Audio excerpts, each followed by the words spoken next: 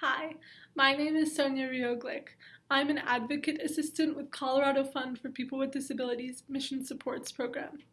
Mission Supports is a mill levy funded program that specifically helps individuals experiencing homelessness who have intellectual or developmental disabilities in the Denver area.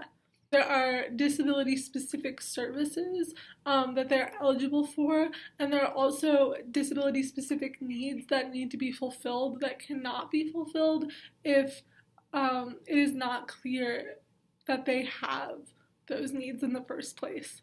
So first off, what is an intellectual or developmental disability?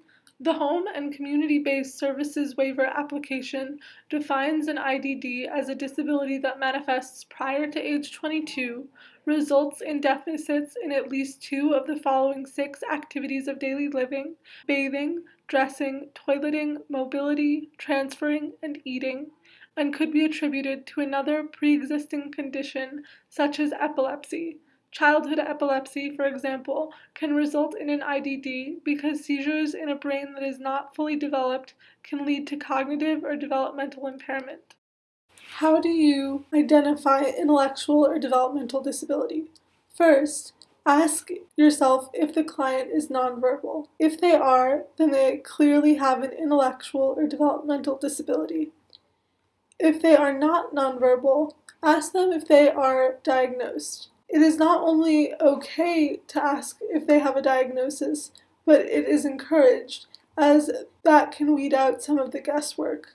If they do have a diagnosis, is it related to processing, the brain, or overall development? If yes, then they have an intellectual or developmental disability.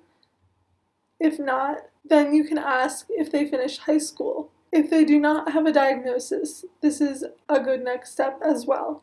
If they did not finish high school, was their last year less than the 10th grade? If yes, it is likely that they have an IDD. If no, ask if one or more of the following questions applies. Did they attend special ed? Were they often sick as a child? Was reading or writing a struggle? Did they have a pre-existing condition or history of abuse? If they did finish high school, but there is still reasonable cause to think that they may have an intellectual or developmental disability, these questions also apply. And if they are not diagnosed in the first place, these can be good indicators of an IDD. If one or more of these questions applies to your client, then it is likely that they have an IDD. If none of these questions apply to your client, it is likely they do not have an IDD.